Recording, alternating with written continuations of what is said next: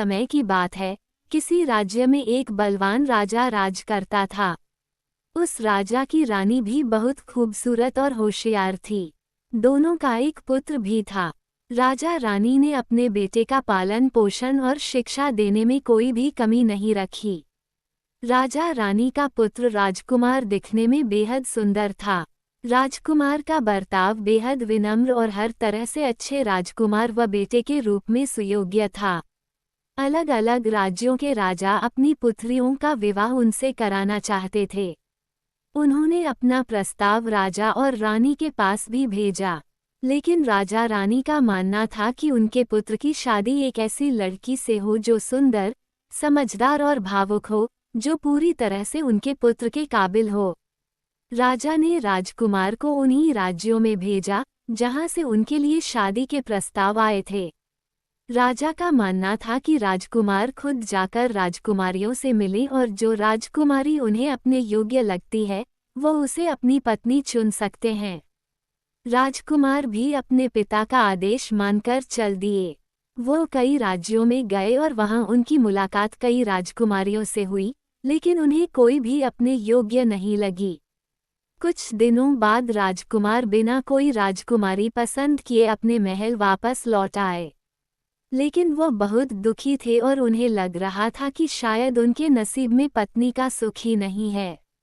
यही सब सोचकर उन्होंने शादी नहीं करने का फैसला किया और अपने काम में मन लगा लिया। एक शाम उस राज्य में बहुत तेज बारिश हो रही थी। तभी अचानक से महल के दरवाजे पर बारिश में भीगी हुई एक लड़की आई और उसके कपड़े भी पूरी तरह से गीले थे और बालों का भी बुरा हाल था। उसकी हालत बिल्कुल खराब हो चुकी थी। लड़की ने दरवाजे पर मौजूद सैनिकों से कहा कि वो पड़ोसी राज्य की राजकुमारी है, जो बारिश में भीगने की वजह से यहाँ फंस गई है। ऐसे मौसम में उसके लिए अपने महल जाना नामुमकिन था, इसलिए वह शरण लेने यहाँ आई है। लेकिन सैनिकों को लड़की की हालत देखकर विश्वास नहीं हो रहा था कि वह सच में कोई राजकुमारी है। सैनिकों ने ये बात जाकर राजा और रानी को बताई।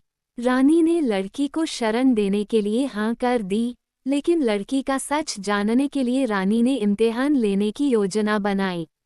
रानी ने लड़की के सोने के लिए एक पलंग तैयार करवाया, जिस पर 20 मुलायम गद्दे बिछाए और उन गेंदों के बीच में एक मटर का दाना डाल दिया था। उसके बाद ऊपर से एक रेशम की चादर बिछा दी। उसके बाद रानी ने उसे उस पलंग पर सोने के लिए कहा। अगली सुबह जब लड़की उठी तो रानी ने बेसब्री के साथ उससे पूछा कि उसे नींद कैसे आई।